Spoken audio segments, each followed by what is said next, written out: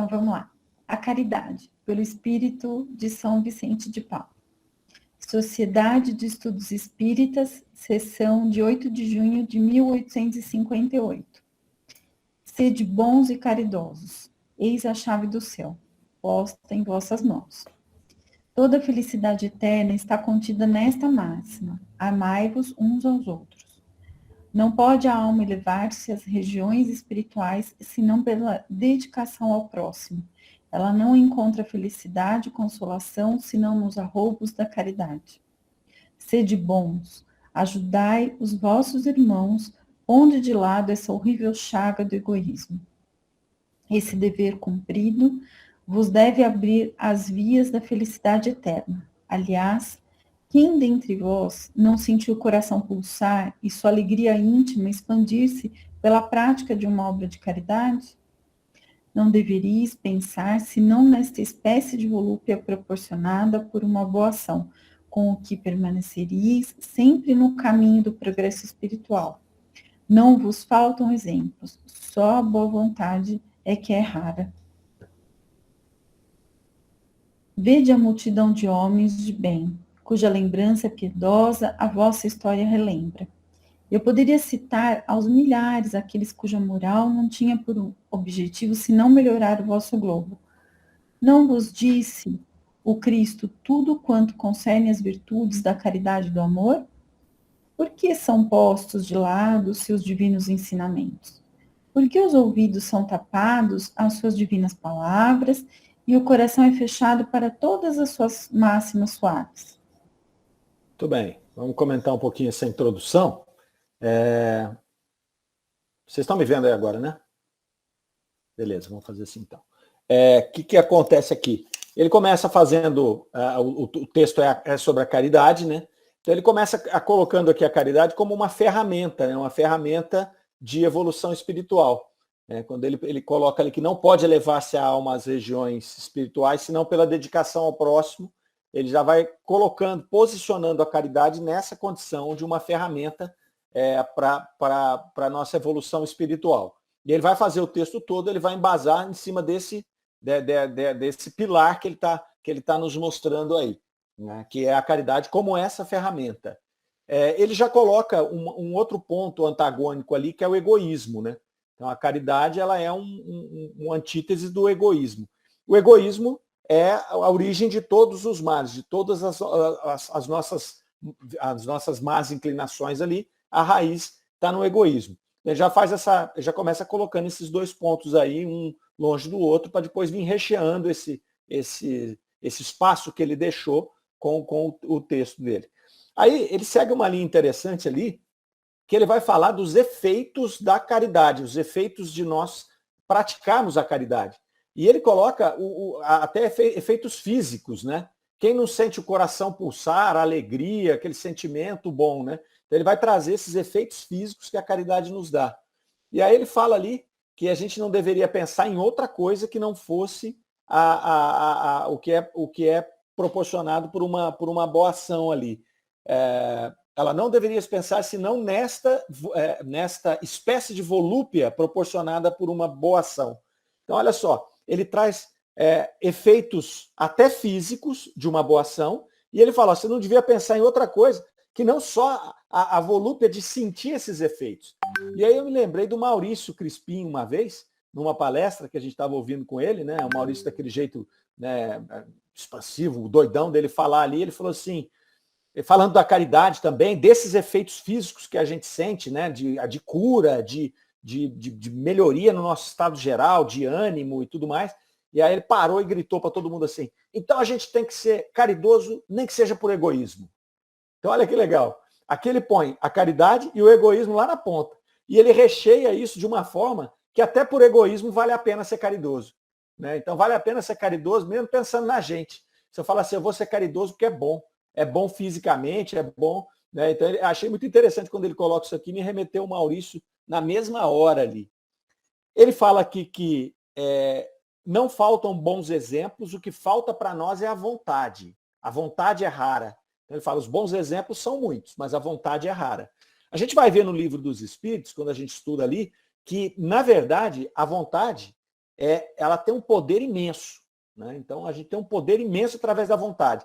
Mas nós temos uma vontade muito fraca, né? Porque a nossa vontade costuma ser da boca para fora. Ela costuma ser uma coisa assim que a gente expressa a nossa vontade, muitas vezes, em momentos como esse, né? Que a gente está se dedicando aqui a um estudo, que nós estamos na casa espírita, tudo. Ali é fácil a gente expressar a nossa vontade. Mas não é ali que vai fazer a diferença, né? A diferença é essa vontade no dia a dia. A diferença é essa vontade depois que passa a reunião, né? No outro dia. Nos dias que a gente não vai no centro, que a gente não está se dedicando a um estudo. É disso que ele vai falar aqui. A boa vontade é rara. E achei interessante ele falar da multidão, né? Vejam a multidão de homens de bens, cuja lembrança piedosa a vossa história relembra. Eu poderia citar aos milhares. Quando eu li isso aqui a primeira vez, eu pensei, falei, poxa, mas a gente não fica com uma sensação de que tem só gente ruim no mundo? Tem hora que não fala isso, pô, os bons são tão poucos, são tão raros, né? E o Espírito vem mostrar para nós aqui, vem relembrar para a gente, vem pontuar que não é assim, né? São milhares, são milhões de pessoas, nesses 7, 8 bilhões de pessoas que nós temos no planeta, que são pessoas caridosas, pessoas boas que vêm.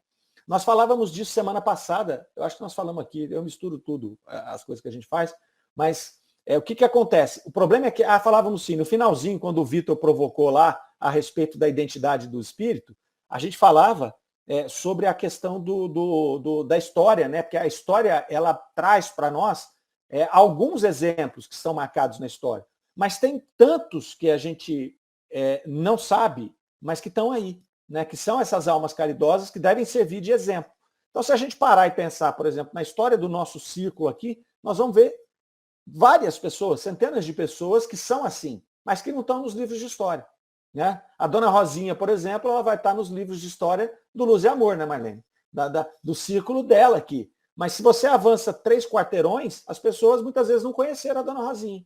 E aí ela foi uma pessoa que se enquadra dentro desse contexto aqui, né? Desculpa usar ela como exemplo aqui, Marlene, mas é um exemplo bom, né? Quando é exemplo. Aí, ainda bem que a dona Olina não está aqui, né, Marlene? Então ela fala quando é exemplo ruim, você fala da sogra. Né? Quando é bom, você fala da mãe da Marlene. Eu ia falar isso, mas. Brincadeirinha. Tadinha, a dona Olina não ia falar isso nunca. Mas, assim, são milhares, né? São milhares de pessoas boas. É que o mal é barulhento, né? O mal é muito barulhento. E como nós estamos aqui, efetivamente, numa maioria de espíritos da terceira ordem, mais inclinado às questões materiais, acaba que o mal, as coisas materiais também, mais animalizadas, acabam chamando mais a atenção do que as coisas boas. Né? Haja vista se você olhar nos jornais. Você vê o jornal, você pode assistir 5 jornais no dia, talvez você ache uma notícia boa. O resto é tudo coisa, é tudo tragédia, são coisas mundanas mesmo, que é o que dá Ibope, né? A medida do jornal, o que ele vai colocar lá é aquilo que dá Ibope. Então, por quê? Porque, ele, na verdade, ele quer vender propaganda. Para ele vender propaganda, ele tem que ter gente assistindo. E se tem mais gente assistindo tragédia do que coisa boa, ele não vai ficar colocando uma boa ação. Ele prefere colocar tragédia. Né? E a gente acaba se envolvendo nisso. Né? A Lucélia está fazendo, não sei se é um comentário ou uma pergunta, vamos ver aqui. A caridade pode ser considerada mais amplamente um sorriso, uma gentileza, uma delicadeza, por isso não é assim tão percebida? Exatamente. Aqui o Espírito está colocando, eu acredito, viu, Lucélia, uma coisa, um tom acima, né? Não é muito aquela caridade de pessoas que podem servir de exemplo, que são mais ostensivas. Mas tudo isso que você falou são modelos de caridade. Ele vai falar aqui para nós um pouco à frente, viu? Ele vai falar a respeito disso, dos tipos de caridade que a gente pode fazer ali. Mas tá certinho seu raciocínio aí. Alguém gostaria de pontuar alguma coisa nessa introdução aí? Se não, vamos lá. Eu acho que porque se a gente for ter... Oi, perdão. Pode falar. Depois eu falo. Pode falar. Vitor? Deixa eu falar primeiro, que eu sou Então vai, Marleninha. Isso, a gentileza. Por que ele fala que a caridade desenvolve esse amor, essa alegria interna? Porque a caridade é o amor. Pode ver que naquela epístola de Paulo, tem, se eu não fizer caridade, eu posso doar tudo que eu tenho, tal, aquela passagem linda de Paulo. Tem pessoas que traduzem por amor, tem pessoas que traduzem por caridade. E se a gente for observar, é bem próximo mesmo, né? E isso nos dá essa sensação mesmo de bem-estar, né? Fala aí, Vitor. Não, duas coisas que eu queria falar. Uma, a gente, inclusive, fala bastante sobre isso no nosso estudo da sexta, né? Referente a essa questão do bem, de agir bem. E eu penso que, inclusive, até o que o Mário trouxe, né? De, ao menos que sejamos bondosos por egoísmo. Mas eu acho que o nível mais alto e mais elevado da virtude é o nível em que o indivíduo faz sem nem sequer pensar nas consequências que haverão a sua ação, se ele vai se sentir bem ou se ele vai se sentir mal. Eu costumo pensar que a ideia da caridade e desse bem-agir, a virtude por excelência, assim, no seu mais alto grau, é aquela virtude que faria o bem independente que só tivessem consequências ruins a ele, que em nenhum momento ele se sentisse bem e, pelo contrário, que ele se sentisse mal fazendo o bem, mas ele faria mesmo assim porque sabe que é o correto a ser feito. Então eu penso que esse entendimento de virtude é o mais superior de tudo, porque ele não pensa em nenhum momento nessa consequência, no bem-estar, em nada disso, mas ele faz porque ele sabe que é o correto e se submete à vontade de Deus e à verdade, né? Acho que entender isso é algo, é o suprassumo, assim, eu costumo pensar, né? Porque muitas vezes a gente ainda faz pensando no bem-estar que nos ocorre posteriormente ao ato bondoso, né? Mas pensar e agir dessa maneira, fazendo bem, sem nem sequer pensar, é um estado ainda mais elevado, né? E outra coisa que eu queria destacar é sobre essa questão da vontade, né? Eu separei uma passagem aqui que Kardec fala na Revista Espírita de 64, ele diz, a vontade não é um atributo especial do espírito, então não é uma ferramenta à parte que todos nós possuímos. É o pensamento chegado a um certo grau de energia, é o pensamento transformado em força motriz. Então é esse pensamento bem direcionado e com muita força mesmo, que se movimenta em prol daquilo que se deseja, né? Essa capacidade de saber definir e discernir o que é melhor para nós e o que é melhor para os outros e agir corretamente, né? E seguir nesse caminho. Muitas vezes a gente sabe qual que é o melhor caminho, né? A gente pode até fazer inúmeras analogias, como, por exemplo, uma viagem de carro, a gente sabe qual que é o caminho mais rápido, o caminho mais fácil, aquele que vai ter menos dificuldades, etc. Mas a gente faz e tem um movimento de deliberar qual seria esse caminho, qual caminho escolheremos, né? E o primeiro passo, né, é deliberar. Então, a gente fazer esse movimento de deliberar, de decidir deliberadamente o que faremos. E, enfim, a deliberação é o último passo antes da ação. Então, a gente saber decidir muito bem aonde a gente quer chegar, mas o mais difícil mesmo é pôr essas deliberações em prática, né? É claro que é muito difícil para nós, ainda imperfeitos, distinguir o que é o mais correto em cada situação específica. A gente costuma falar muito sobre isso, né?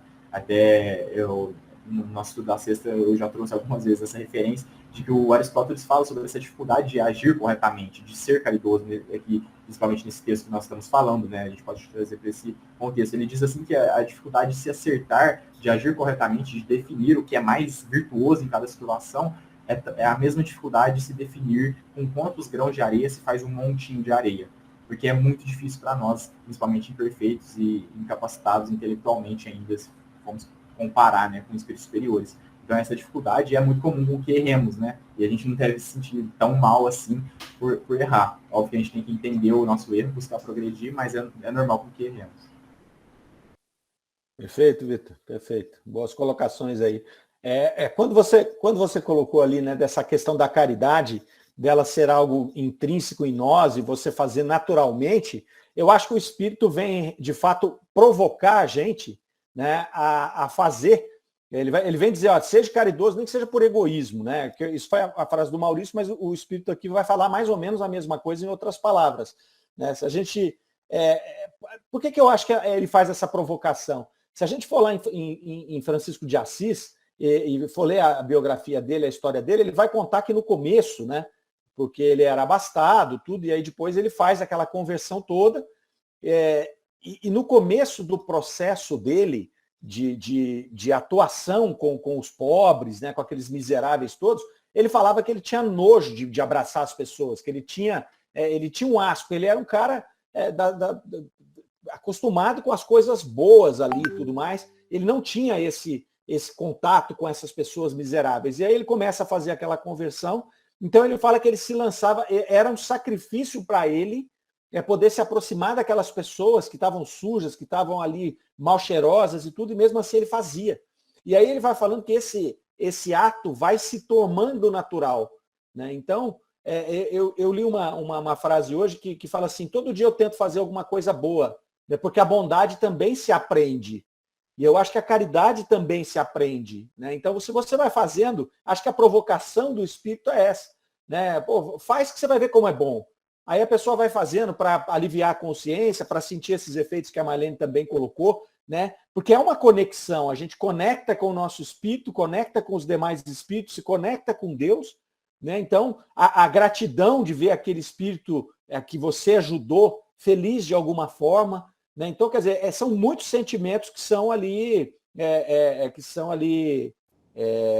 colocados, né, em prova naquele momento, e que chega até na questão física. Então, a provocação acho que é justamente essa, é a gente fazer, nem que seja por egoísmo, e aí a gente aprender a fazer, né? A gente aprender a fazer. A matéria, ela desafia a vontade, né? Ela te coloca todos os obstáculos. Então, quando a gente está falando de Francisco de Assis, né? De todos os... a matéria, né? Quando ele se incomodava com o cheiro, com tudo, é a matéria te desafiando, né? Vamos ver se você é isso mesmo, vamos te testar. Então, o domínio sobre a sua vontade, eu acho que é justamente desafiar esse domínio adquirido, que a gente ainda tem muito, né, que evoluir, mas eu acho que esse exercício, ele vem da matéria mesmo, né, te desafiando ali o tempo todo. Exatamente. Vamos ver o que a Lucélia colocou ali.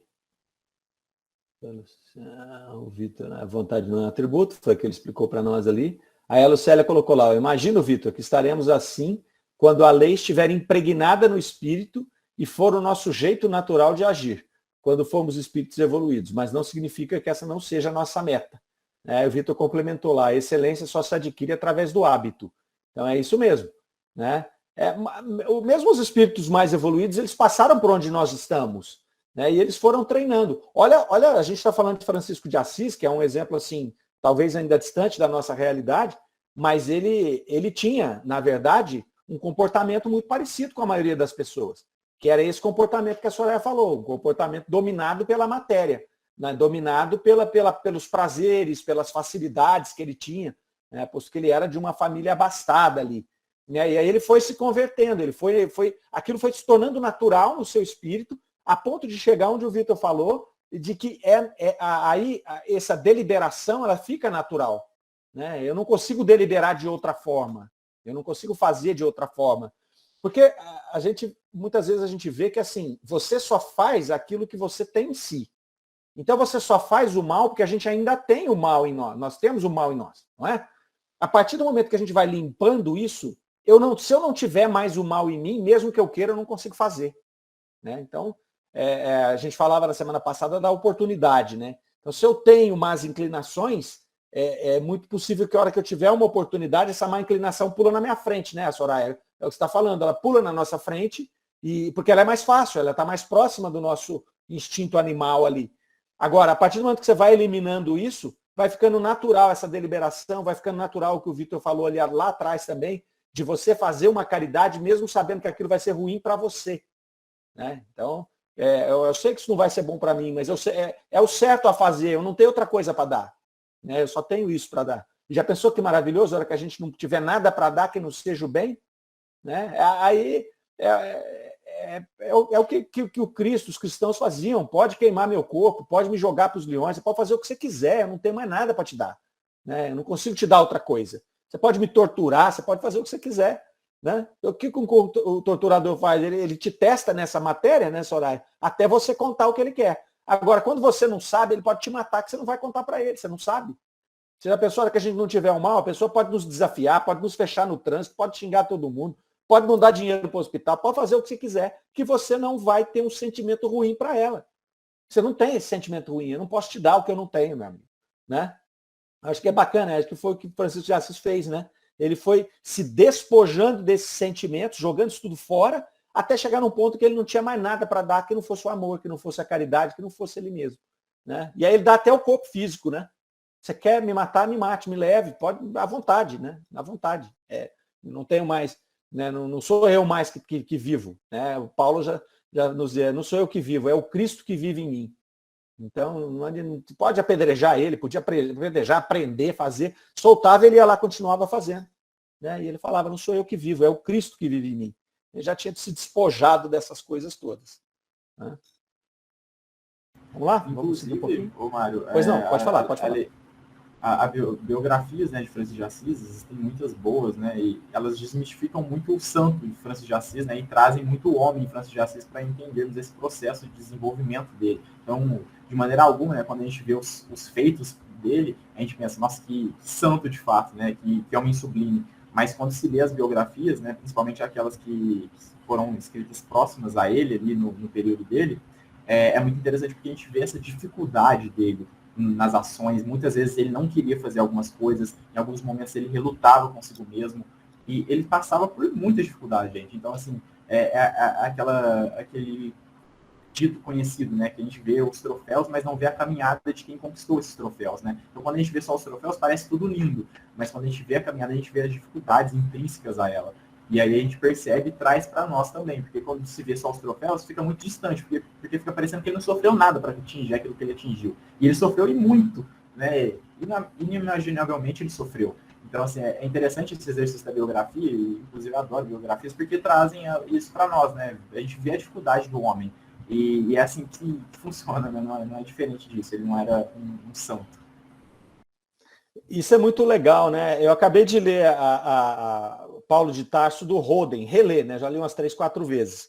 É maravilhoso. Para mim é a melhor do Humberto Roden. E ele coloca esse Paulo sensual no início, no sentido dele ser uma pessoa material. O Paulo, assim como Francisco de Assis, não nasceu pronto. Ele era rude, né? E não era só por conta dele ser o doutor da lei, que mandou apedrejar Estevão, não. As próprias reações dele durante o processo, depois dele convertido, muitas delas eram reações apaixonadas no sentido de ser materiais, né? Ele agia com rancor, e aí, no final da vida dele, ele vai se despojando também disso aqui, né? Usando a mesma palavra que nós usamos agora mesmo. Chegou no final, ele já não tinha mais aquele rancor, ele era maturidade, ele já estava, né, o espírito dele foi evoluindo.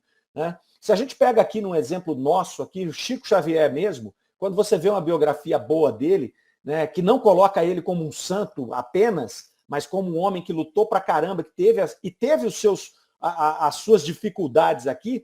Então, vocês devem se lembrar de uma passagem dele, que ele posou lá para os fotógrafos da revista Cruzeiro, né? E aí ele foi humilhado depois, e aí ele falava, não, eu fiz aquilo por vaidade, né? Ele era jovem, ele estava exposto a uma exposição enorme, né? Então, isso, ao invés de denegrir, muitas pessoas acham que isso denigra a imagem dele. Não, eu acho que faz mais forte, porque senão a gente fica com uma imagem de que ele era um homem santo, um espírito que já veio para cá, sem essa questão do sofrimento e sem lutar com nada dele, como se ele estivesse pronto, vocês estão entendendo? Então, veja, Paulo de Tarso não estava pronto, Francisco de Assis não estava pronto, Chico Xavier não estava pronto. E o que eu digo pronto é no sentido de ser um espírito extremamente elevado, perfeito, que desceu aqui só na missão de nos ajudar. Ele veio nessa missão, está uma distância enorme, né, da maioria de nós. Mas ele teve também as coisas dele que ele foi corrigindo ao longo dessa vida. E isso é bacana, eu acho, pelo menos para mim, porque nos dá uma condição mais sólida de olhar e falar, nós também podemos fazer. Não é só aquele que já vem pronto, porque senão fica difícil para nós, porque você falar, mas para o Chico era fácil, né? Ele já estava pronto, para Francisco de Assis estava fácil, para o Paulo estava fácil. Mas não foi fácil nem para esses que eram muito maiores. Então não é fácil para ninguém. Né? E com certeza, mesmo esses que são muito maiores e que vieram, ainda tiveram algumas dificuldades, eles passaram pelo que a gente passa, né? Com dificuldades mais ferrenhas. Então, eu também gosto, Vitor, dessas questões de trazer uma biografia humana, real, né? mais próxima dessa realidade que esses espíritos viveram aí. Né? Em que pese, novamente, que eles estavam muito na nossa frente. Ô, Mário, pois não. Dentro disso que a gente está conversando, eu acho que cabe a gente sempre recordar que nós somos um projeto, né? Nós estamos em construção. E essa autoanálise, quando a gente vê esses espíritos tão elevados, né? Que você percebe que eles não se envaidecem, né? Então, eles continuam analisando as próprias fraquezas, os seus vícios, e tentando mostrar que isso para eles é algo de reflexão e de mudança. Então, eu acho bonito isso. E essa semana me chamou muita atenção, não sei se alguém viu, apareceu nos jornais isso, falando de Franciscos, né? O Papa Francisco confessando que roubou um crucifixo. Eu nem lembrava exatamente o que tinha acontecido. Ele apronta muito, o argentino. De vez em quando ele conta umas coisas. Mas eu achei interessante uma pessoa na posição dele se colocar de uma maneira tão humana, né? Assim, então, eu fiquei comovida quando eu li e falei, gente, é para mostrar que ele está em construção também como nós, né? E que ele não se envergonha assim, aquilo está tocando ele, mas ele se coloca mais próximo de nós, né? De todos, assim, da humanidade, porque somos nós, a gente está se construindo, a gente não está aqui, né? Como é que eu vou falar? A gente não vai pular etapas, né? O tempo todo a gente olha. Então, quando a gente observa essas referências e vê que eles tiveram esse tempo de se analisar, mas não perderam também o foco de ter uma meta, né? Então, assim, eles não saíram, não é do nada que surgiu, eles focaram também, né? Eu quero ser melhor, porque é isso que ajudou nessa transformação, nessa mudança, que não foi do dia para a noite, né? Então, todos eles têm um percurso aí, né? Muitas histórias, muitas vivências foram colocadas à prova. Então, essa construção, eu acho belíssimo isso, eu acho isso é uma referência muito importante para a gente não esquecer de ter o nosso projeto. Muito legal, Soraya. Eu acho isso de uma grandeza enorme, sabe? O Papa Francisco, ele assim, eu acho que eu gosto muito dele, eu acho ele a mais, sabe, assim. E ele tem muitas essas coisas, de contar, né, de se aproximar do ser humano e falar, eu não sou um Papa, eu não sou um santo, eu não sou, né, o enviado de Deus aqui, um ser diferente, eu sou um ser humano, né? Vocês devem ter visto, todos vocês aqui, aquele filme que está na Netflix, Os Dois Papas. Quem não viu tem que ver, é muito legal o filme, é muito bacana, e mostra esse lado humano dos dois, né? Tanto do Ratzinger como do Francisco. Não é fácil. Pensa o trabalho de um Papa, as pessoas romantizam o Santo Papa, não sei o quê, mas aquilo é um trabalho político, é um trabalho complicado, você tem que lidar com um monte de coisa. Aí vem essas questões de circunstanciais, né? O Ratzinger, que foi o anterior, ele passou por sérias complicações com relação àquelas questões de pedofilia. O Papa Francisco é um reformador, e aí ele chega lá e se depara com o Banco do Vaticano totalmente corrompido, e ele tenta lutar com isso, mas ele não consegue fazer isso da noite para o dia. Aquilo é um Estado, aquilo é um dos Estados mais poderosos do planeta, né? Extremamente enraizado, politizado, corrompido, porque são humanos que estão lá corrompendo, como se corrompe em todos os lugares, né? Então, quando ele se aproxima da gente, ele traz essa confissão, né, de que para ele é difícil, de que ele também tem as coisas que ele gostaria de não ter feito, né? É muito legal, porque ele se aproxima da gente, né? Se aproxima aqui, né? Quando o Paulo falava, as coisas que quero não faço e as que não quero estou sempre a fazer. Não, por quê? Porque é mais fácil, a gente sabe o que precisa fazer, mas a gente faz. Não, eu sei que eu não posso perder a paciência, mas daqui a pouco eu estou sem paciência.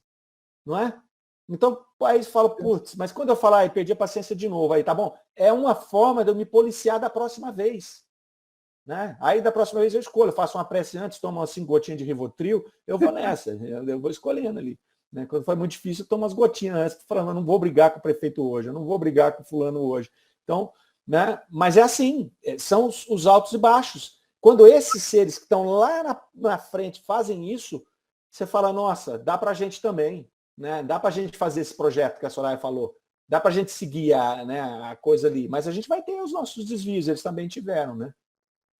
Mas o que eu acho interessante, Mário, nessa história do Papa, é que eles estão tendo a coragem de mostrar para o mundo, principalmente para os seus adeptos, que eles não são infalíveis, que é um dos princípios, né?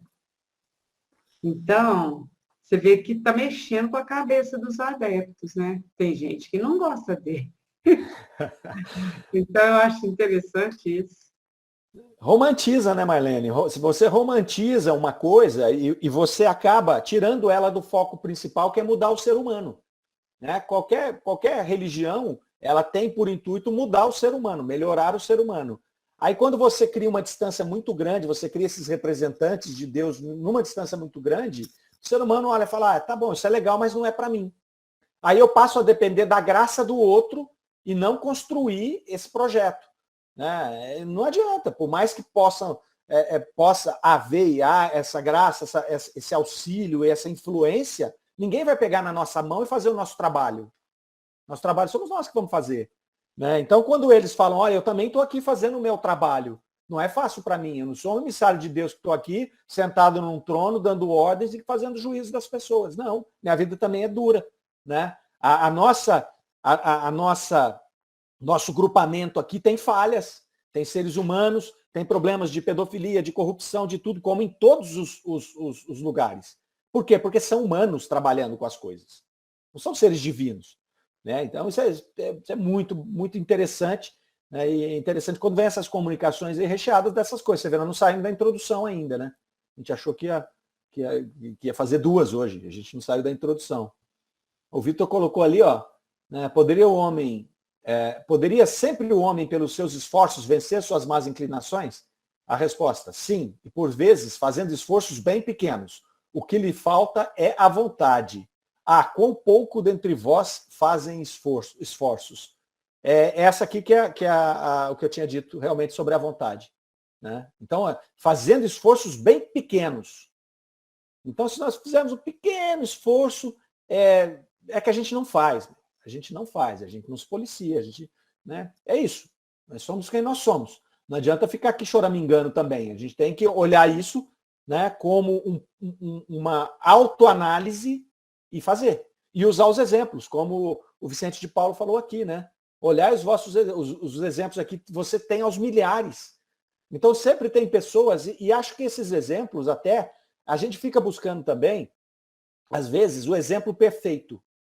Então eu quero seguir logo o Cristo, eu quero seguir o Chico, eu quero seguir aí se você cria uma meta, um exemplo muito distante, a gente desanima. Né? Você desanima. Então, o melhor jeito é você picar o assunto.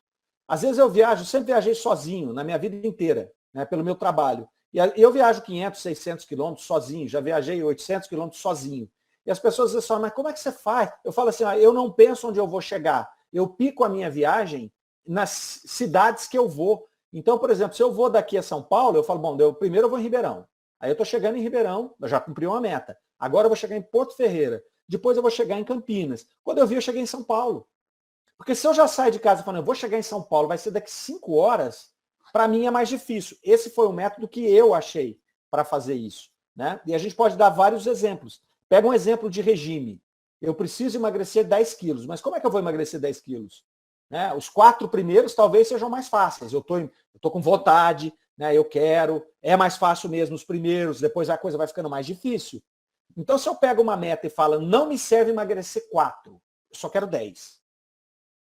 A hora que eu começar a esbarrar na barreira do 4, eu desanimo. Né? Então, por isso que eu acho interessante ele falar dos milhares de exemplos, porque ele está convidando a gente a olhar os exemplos que a gente tem do lado, e às vezes a gente pode pegar um exemplo de uma pessoa, ela não precisa ser virtuosa em tudo, ela precisa ser virtuosa naquilo que eu quero me corrigir. E aí eu olho para ela e falo assim, olha só como ela faz isso aqui. Então veja só, né? Não precisa ser virtuosa em tudo, porque vai ser difícil de eu achar. Aí eu vou ter que achar nos livros. A gente acha poucas pessoas que são virtuosas em tudo. Mas se eu pegar uma pessoa, por exemplo, eu falo da paciência. Né? Então, se eu preciso achar uma pessoa, se eu preciso trabalhar a paciência, olha, eu preciso ter mais paciência, eu preciso me controlar mais e tudo mais. Se eu pegar uma pessoa que é paciente por natureza, que ela tem isso, e começar a observar só esse ponto dela, eu não vou observar os outros. Eu não quero achar defeito, eu só quero só a paciência. Me ensina como é que eu faço isso. Aí eu pego dessa. Né? Aí o outro eu vejo da determinação. Eu tenho pouca determinação, eu quero determinação. Quem que é a pessoa mais determinada que eu conheço? Aquele lá, como é que ele faz? Tá entendendo? Então, porque todo mundo tem essas coisas. Porque a gente cresce, evolui com várias frentes. qual frente que ele está na minha frente aqui? Né? Qual frente que ele está na minha frente? Meio estranho, mas é assim mesmo. Né? O que ele tem aqui que ele está na minha frente para eu perseguir? Eu vou lá e aprendo com ele. Né? Então, acho que é uma reflexão, essa reflexão que eu estou fazendo agora aqui. Não tinha pensado nisso não, mas me ocorreu, né, da gente buscar isso. Porque às vezes eu olho uma pessoa, eu vejo uma característica nela e falo, eu queria essa característica para mim. Então, vamos observar só essa característica. O resto eu não sei. Né? O resto eu não sei. Se eu for procurar um ser perfeito, só o Cristo. E aí você olha e fala, pô, quantos milênios eu estou dele? E aí você desanima. Né? Deixa eu ficar aqui mesmo na minha laminha aqui mesmo. Ô, Mário, só mais uma coisa antes da gente... Pois não, vamos lá. Mas é interessante porque eu acho que uma coisa que dificulta muito, e talvez seja até uma própria desculpa que a gente costuma nos dar, é que a gente acha que do dia para a noite, só porque a gente entendeu que tal coisa é o correto a ser feito, a gente vai ter o desejo de fazer o correto. Não, muitas vezes a gente vai querer fazer o errado. Eu gosto do exemplo da dieta, né? Então a pessoa começa na dieta. Então ela acha que só porque ela entendeu como é que a dieta tem que ser feita, que aquilo vai ser o melhor para ela, que ela tem que tirar tal tipo de alimento, etc., ela no outro dia vai ter o desejo de agir corretamente, tal como ela pensou no dia anterior. E não é assim. Então eu acho que o grande triunfo da vontade é essa questão de se submeter, mesmo quando não queremos nos submeter. É fazer o certo mesmo quando não queremos. É agir de tal maneira mesmo quando não queremos. É assim que se começa, é assim que se desenvolve o hábito.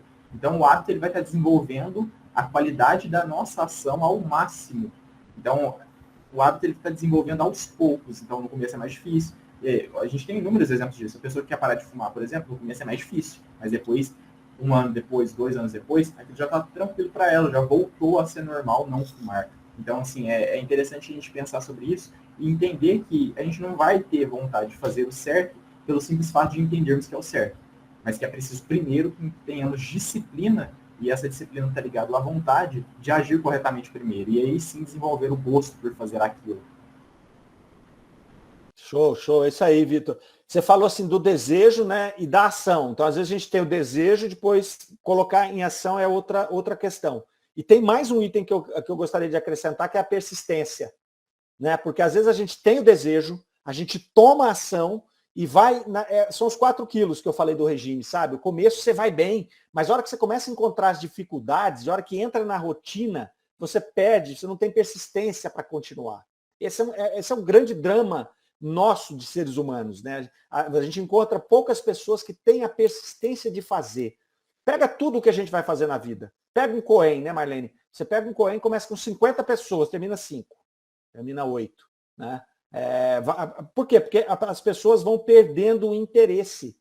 Né? E evoluir é um processo milenar. É milenar. Não dá para você falar assim, eu quero evoluir, então amanhã eu sou bom. Mas eu tenho vontade. Não, você tem vontade, vai ter que fazer. Né? O Vitor usou bem o exemplo do cigarro aí. Que talvez seja assim, tem drogas piores, mas o cigarro é um dos vícios mais difíceis da pessoa se livrar. É muito difícil. Tanto que você vê pessoa com enfisema pulmonar, respiração por aparelho e fumando. Tem vários exemplos na minha família. De pessoas que estavam usando oxigênio e fumando com a mão o oxigênio e com a outra cigarro. Eu já tinha 30% do pulmão. É um vício extremamente difícil de largar. Então, o que o Vitor colocou. O começo muito difícil, depois aquilo vai... Né? Eu fumava quando eu era garoto. Tinha 17 anos, todo mundo fumava naquela época. E eu fumava. Aí... comecei a namorar a Cláudia, eu acendi um cigarro, ela saía de perto de mim. Eu tinha 18 anos. Aí, um dia ela falou, velho, se você ficar fumando aí, tanto que você fuma, eu não vou nem encontrar, porque a hora que você sai, eu vou embora, né? Porque ela tinha uma tosse e tal. E aí eu parei de fumar por causa da Cláudia. Então, foi uma coisa boa que a primeira coisa maravilhosa que ela me deu foi a doutrina espírita. Né? Depois, ela me fez parar de fumar. Talvez eu tivesse até desencarnado, acelerado o meu desencarne se eu tivesse continuado.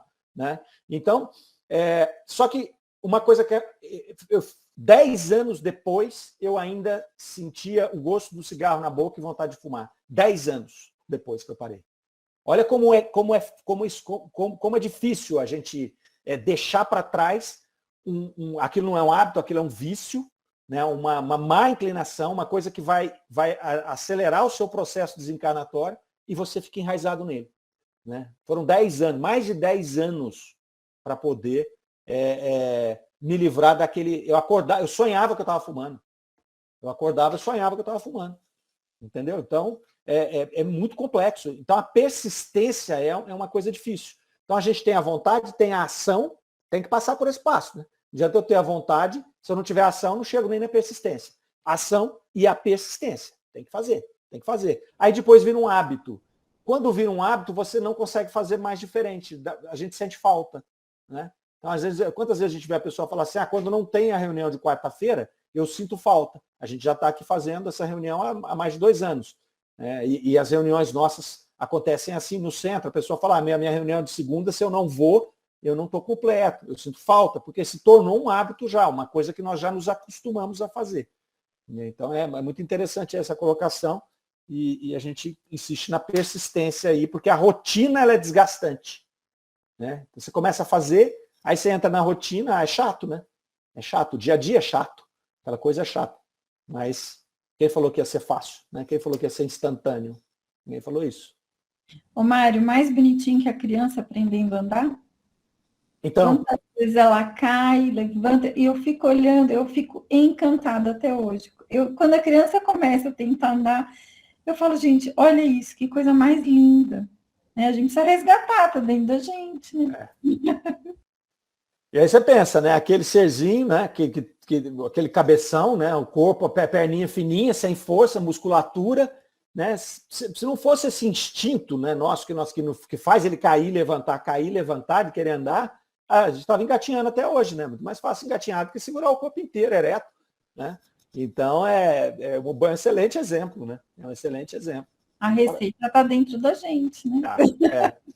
O que a gente precisa fazer é conceder aquilo que é vontade nossa, intelectual, inteligente, a mesma persistência que a gente tem com os nossos instintos, né? Porque os instintos a gente se lança a eles, não é? A gente faz, quando você tem um instinto, você não faz qualquer coisa por ele e num volume enorme. O problema é quando é uma coisa, igual aqui a gente está analisando a caridade aqui hoje, ela não é um instinto. Né? O nosso instinto é muito mais para o egoísmo do que para a caridade no estágio que nós estamos. Então a gente tem que. Então ela não é uma reflexão instintiva, ela é uma reflexão racional. Eu vou raciocinar e aí eu vou para cima. Né? Então a gente tem que empregar essa força, né? Essa vontade que a gente tem quando a gente está agindo por instinto. Né? E aí você vai eliminando essas coisas e criando essas outras. Né? Vou mandar a mão, Tiquinho? Acho que nós nunca ficamos numa introdução igual hoje. Quase que Marlene, ainda bem que a gente não leu esse texto sem o Mário estar aqui concluindo. Boa sorte, né, Soraya? Vamos lá. Eu gostaria que a leitura do Evangelho fosse feita com mais interesse pessoal, mas abandonam esse livro, transformam-no em expressão vazia e letra morta. Deixam ao esquecimento esse código admirável. Vossos males provêm do abandono voluntário em que deixais esse resumo das leis divinas. Lede, pois, essas páginas de fogo do devotamento de Jesus e meditai-as. Eu mesmo me sinto envergonhado de ousar prometer-vos um trabalho sobre a caridade, quando penso que nesse livro encontrais todos os ensinamentos que vos devem levar às regiões celestiais. Homens fortes, armai-vos. Homens fracos, forjai as vossas armas de vossa doçura e de vossa fé. Tende mais persuasão, mais constância na propagação de vossa fé, de vossa nova doutrina. Nós só vimos trazer-vos um encorajamento. É apenas para vos estimular o zelo e as virtudes que Deus permite nos manifestemos a vós. Mas, se quisesseis, não necessitaríeis senão do auxílio de Deus e de vossa própria vontade. As manifestações espíritas não foram feitas senão para os olhos fechados e para os corações indóceis. Mário, tem como subir um pouquinho? Tem. Por favor. Há entre vós homens que devem realizar missões de amor e de caridade.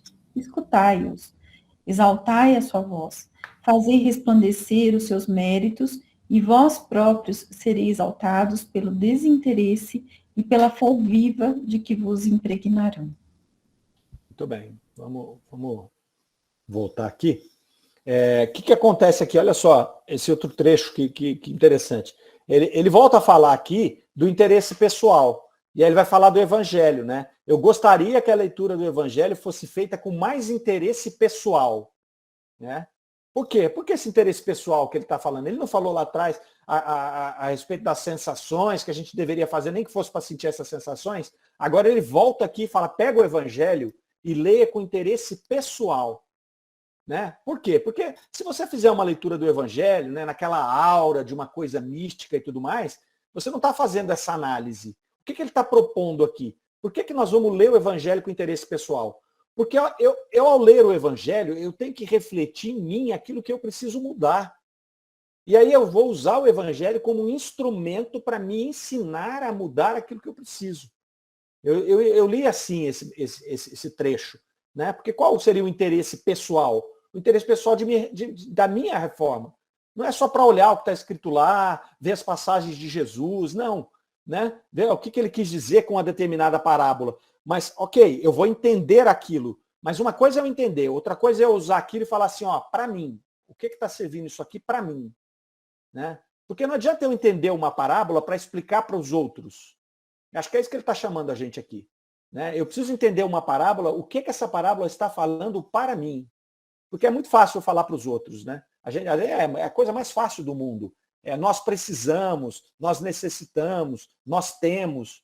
Mas e eu? O que eu tenho que fazer? Né? Porque nós é fácil. A gente põe num pacote, né? Nós temos que ser mais caridosos. Nós temos que ser mais pacientes. Nós temos que ser mais isso, perseverantes. Mas, vem cá, e você, parceiro, o que é que você precisa mais? O que é que você precisa evoluir mais? O que é que você tem mais? Ou é um defeito maior, ou é uma qualidade que você precisa de avançar nela? Por isso que eu acho que ele chamou a gente aqui. E aí ele fala, né, ó, abandonam esse livro, transformam em expressão vazia e letra morta. A gente vai ler, você pode até explicar, mas se você não estiver usando para a sua reforma íntima, isso é uma letra morta. Né? Acaba sendo uma coisa mecânica. Né? A pessoa fala assim, rezar terço. Você vai rezar o terço. Você acha que você vai rezar o terço porque você repetir 50 vezes a mesma coisa, Deus vai ouvir? Parece aquele menino, mãe, eu quero, mãe, eu quero, mãe, eu quero, a mãe cansa e te dá. Né? Parece isso, né? Parece isso. Para mim, não sei se vocês concordam ou não, a maior vantagem de um ocidental, principalmente, rezar um terço, é entrar num processo meditativo. Você vai repetindo, você vai entrando dentro daquilo, no fim você não sabe nem o que você está rezando mais, mas você está num processo de concentração, um processo meditativo. Certo? Porque nós ocidentais temos uma dificuldade danada para fazer isso. Então aquilo acaba virando um mantra para nós. Eu acho até que essa técnica foi uma puta sacada para fazer um ocidental meditar de alguma maneira, para se concentrar de alguma maneira, porque a coisa mais difícil para a gente é sentar, parar e limpar a nossa cabeça. E quando você está rezando um terço, dificilmente você vai ficar naquela ladainha pensando no vizinho, pensando nas coisas. Né? Você está ali, aquilo te envolve. Né? Aquilo te envolve. Eu acho que eu rezei terço uma vez na minha vida, tá, gente? Estou falando só do processo mecânico. Vocês vão achar que eu faço terço toda semana. Não teria problema se eu fizesse também, não. Talvez devesse fazer. Né? Mas não faço. Mas o que acontece? Esse é o processo. Então não adianta eu ler o evangelho, não adianta eu entender o que está falando lá e passar para os outros se eu não fizer para mim. Por isso o interesse pessoal, senão vira letra morta. Né? Vira letra morta ali. Ele vai cutucar a gente de novo aqui, ó. Os vossos males provêm do abandono voluntário em que deixais esse devotamento. É um abandono voluntário. Nós temos todas as ferramentas já na nossa mão.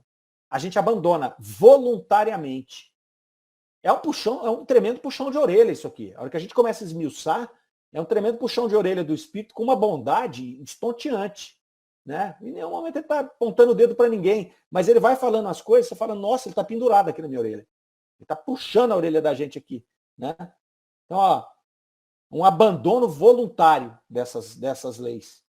E aí ele vai fazer o que a gente comentou agora do Francisco, dos franciscos, né? Ele vai falar lá, ó, eu mesmo me sinto envergonhado de ousar-vos prometer, né? Cadê? Perdi aqui, ó.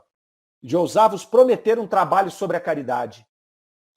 Por que ele se sente envergonhado? Quando penso que nesse livro, o Evangelho, encontrais todos os ensinamentos que devem os levar a regiões celestes. Então, olha só, Vicente de Paulo tem uma obra enorme enquanto encarnado. Né? É um espírito que se vê pelas poucas palavras que a gente está estudando aqui, que ele é um espírito muito avançado. Né? E ele vem falar, eu me sinto envergonhado de trazer para vocês uma matéria sobre a caridade, porque está tudo no Evangelho. É como se dissesse assim, não preciso fazer mais nada.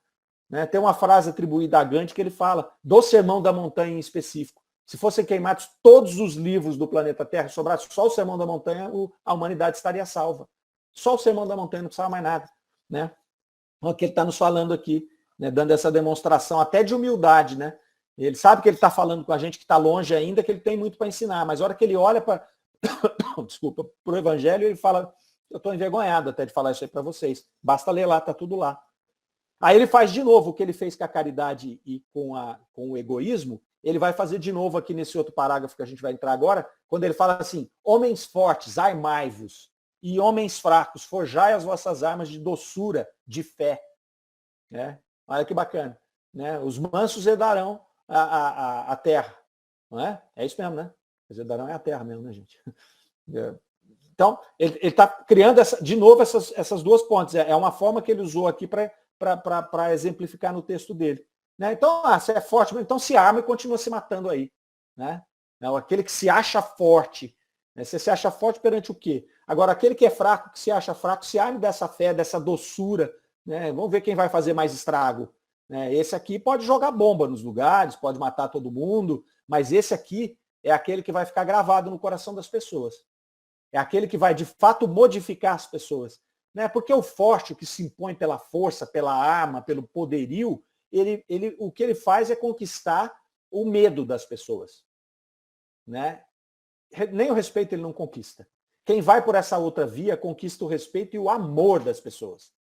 Né? É o amor. São aquelas pessoas que, quando ele sai na rua, uma multidão anda com ele.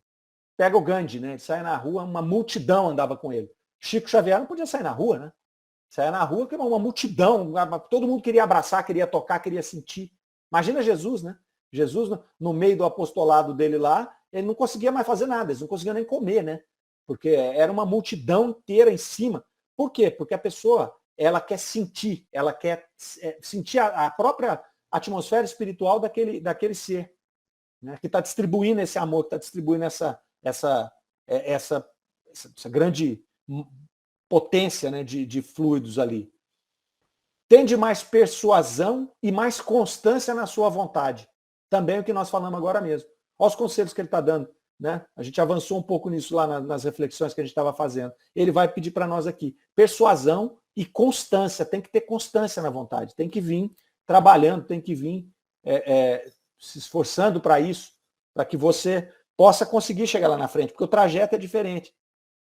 E aí, de novo, ele fala, ó, não necessitarias senão o auxílio de Deus e de vossa própria vontade. Ele está de novo falando, vocês não precisavam desse meu texto aqui. É só o auxílio de Deus, está lá no Evangelho e ter vontade. Você precisaria só disso para fazer. Né? E aí ele fala uma coisa bacana aqui que eu gostei também, quando ele coloca que as manifestações espíritas não foram feitas senão para os olhos fechados. Olha que interessante.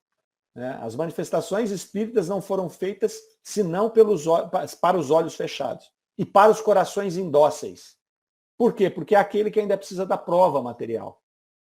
Então, os espíritos tiveram que vir aqui, começar a fazer aparecer as manifestações, mesa, aparição, levitação, para poder trazer esse exército de pessoas que estão com os olhos fechados, com o coração ainda indócil, para chamar a atenção deles. Então ele vem aqui numa linha e depois ele coloca aqui das manifestações espíritas do nada, né? Mas vai trazer tudo isso que você já leu em cima, que você já refletiu em cima, ele vem para trazer isso aqui. Ó, tá vendo? Né? São Tomé, você tem que ir lá, tem que vir um espírito e materializar na sua frente para você acreditar nas coisas. Né? Basta você ler o Evangelho, basta você ler aquilo com o coração, basta você ler aquilo com interesse pessoal. Tá tudo lá. Como é que não vai tocar a gente? Né? Como que não vai tocar? Sempre toca. Eu achei muito interessante aqui essas colocações dele. Comentários, meninos? Estamos encerrando. Então, igual casamento. Quem quiser falar, fale agora. Cale-se até a semana que vem. Não necessariamente para sempre. Tudo bem? Bom, conseguimos ler 2 4 parágrafos aqui, semana que vem a gente continua. Né? Tá certo? Então ficamos aí assim, semana que vem a gente se encontra na mesma bate-hora e no mesmo bate-local.